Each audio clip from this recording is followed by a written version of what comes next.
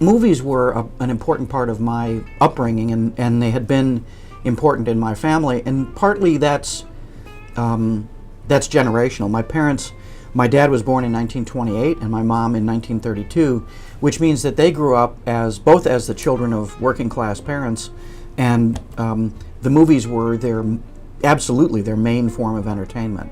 My parents and I and my three brothers and sisters would go to the movies as a family, and watched a lot of movies on television, and then when tape and eventually DVD came in, we began to trade and watch movies as a family, even though by that time, of course, we had all grown up and were living in different places. They gave our family something outside the world of the family to talk about, which is really important. My wife and I go to the movies a lot. We try and hit, I don't know, our goal is always a movie a week at the theater. Our first date was a movie, inevitably.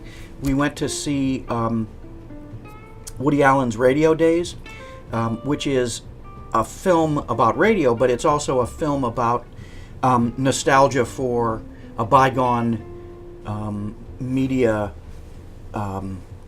sphere, media culture, and we both really loved it. And it, like all first dates at the movies, it gave us something kind of objective to talk about. It was an experience that we had shared, even though we'd only known each other for a few hours. So that's why I always advocate for movies as the great first date, event.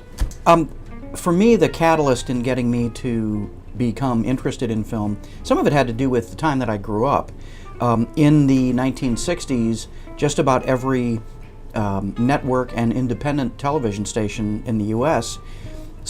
Did what they call stripping movies. That is, they used old movies as as filler and cheap programming constantly. And I discovered that I not only enjoyed watching those movies that were typically made long before I was born, in 1957, but that I also enjoyed watching them a second time and a third time and a fourth time. I was living in the suburbs, and at that time in the suburbs, there weren't movie theaters out that far. It was really pretty desolate. So that television set was my, link to whatever culture I was going to get. And I discovered that our local public television station, in those days, there wasn't even a PBS network. They were individual stations. They were also stripping movies, but they were stripping movies late in the evening, and they were silent films. And it took me a while to get into them, but I kind of, I'm like 10, 11, 12 years old. I sort of worked at it to become interested in them, and then my parents, noticing this interest, got me some reading material, and really I was hooked. And then I went to college and took some film courses, and then I was really hooked because I was starting to see foreign films, and I was starting to get a new angle even on the contemporary American cinema. The University of Wisconsin, where I did both my MA and the PhD, was a really, really intensive program. That was exactly what I wanted. I really did set myself to learn every single thing I could learn about the history of the movies.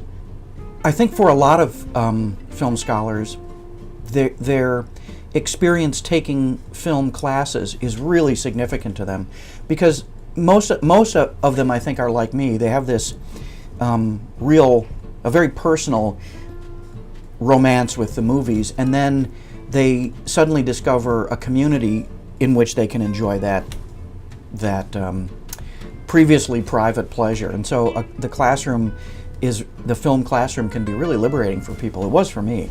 Anytime that you ask a scholar or a filmmaker what his or her favorite movie is, you're going to provoke a lot of tortured facial expressions. I can only name a film that is currently a favorite of mine, and that would be the French film La Haine, because in a time that we're living in right now, in a time of great social unrest, much of it based on class and race, it's a fiction film that, in a funny way, tells you more about those tensions than even the best documentary would. And so La Haine is a film that, to me, leaves open a lot of spaces for interpretation. A more classically told film would foreclose those opportunities. And I think now is a time when we're looking at these social issues that we need to create spaces for conversation. And again, I think movies, certainly documentaries, but just as much fiction films can open that space up.